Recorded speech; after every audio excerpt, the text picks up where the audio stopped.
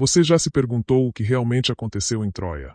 Se você pensa que conhece a história, a disputa de amor entre Helena e Paris, heróis imbatíveis, uma guerra épica, e claro, o cavalo de madeira, prepare-se para ser surpreendido. A verdadeira história de Troia é muito mais complexa e cheia de reviravoltas. Muitos dos detalhes que você acredita serem verdadeiros são apenas construções das lendas. Vamos mergulhar na verdadeira história dessa civilização e descobrir o que está escondido por trás de um dos maiores mitos da história. O início da guerra, mais do que apenas um rapto. Você provavelmente já ouviu sobre o famoso rapto de Helena por Paris, mas essa história não é tão simples quanto parece. Embora Helena tenha sido uma das razões para o conflito, a verdadeira causa da guerra estava ligada a interesses maiores: poder, comércio e controle sobre o Mediterrâneo. Troia não era apenas uma cidade qualquer. Ela estava estrategicamente localizada entre a Ásia Menor e a Europa, controlando uma rota comercial vital. Essa posição dava à cidade um imenso poder econômico, tornando Troia um alvo cobiçado. As cidades-estado gregas, incluindo Esparta, estavam em disputa para garantir o controle dessas rotas comerciais. Além disso, a Troia de Homero, a famosa cidade cercada por muros impenetráveis, pode não ter sido tão grandiosa assim. Muitos estudiosos sugerem que Troia estava em declínio antes do cerco, devido à falta de recursos, conflitos internos e uma população dividida. O rapto de Helena pode ter sido a gota d'água, mas a guerra em si era mais sobre sobrevivência e dominação regional do que uma disputa amorosa. Os verdadeiros heróis e a política de Troia. Na versão clássica, vemos heróis como Aquiles, Héctor, Agamenon e Ulisses, símbolos de coragem e força. Mas o que você talvez não saiba é que essas figuras estavam imersas em política traiçoeira. Os heróis, longe de serem simples baluartes de virtude, estavam envolvidos em questões de poder e não apenas rivalidades pessoais. Héctor, o grande herói troiano, não era só um guerreiro de habilidade, mas também o líder de uma cidade em desintegração. Seus governantes, como o rei Príamo, estavam distantes das necessidades do povo, focados em manter o controle do império.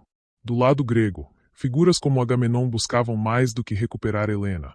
Queriam esmagar Troia para garantir a supremacia sobre a região. A Guerra de Troia não foi só uma batalha de espadas, mas também de intenções políticas e estratégias militares. O que realmente fez a diferença foi o fato de que Troia estava sendo atacada por um inimigo unido, enquanto dentro de seus muros as disputas internas começaram a enfraquecer a cidade. A união entre os gregos, apesar das diferenças, garantiu a vitória, enquanto a falta de coesão entre os troianos foi uma grande fragilidade. O grande erro de Troia, a cegueira do orgulho. Enquanto a guerra se arrastava por mais de uma década, os troianos, confiantes em suas fortalezas, acreditavam que os gregos não seriam capazes de vencê-los. Durante todos aqueles anos, resistiram bravamente, mas o cerco começou a fazer mais vítimas do que as batalhas. As pessoas dentro de Troia sofreram com fome, doenças e a pressão de uma guerra sem fim. O maior erro de Troia não foi nas batalhas em si, mas na incapacidade de seus líderes perceberem a fragilidade da situação. Quando a vitória parecia cada vez mais distante, os troianos se tornaram arrogantes, achando que estavam invencíveis. O grande muro de Troia, que parecia uma fortaleza impenetrável, simbolizava a cegueira do orgulho. Essa confiança excessiva fez com que se fechassem para qualquer ajuda externa, inclusive rejeitando ofertas de paz dos gregos. A ideia de que a cidade jamais cairia foi a maior fraqueza de Troia. Foi nesse contexto que o famoso cavalo de madeira foi trazido à cidade. Os gregos, com astúcia, deixaram uma enorme oferta aos troianos, um símbolo de rendição, o cavalo de Troia. Mas por trás dessa oferta estava uma armadilha mortal.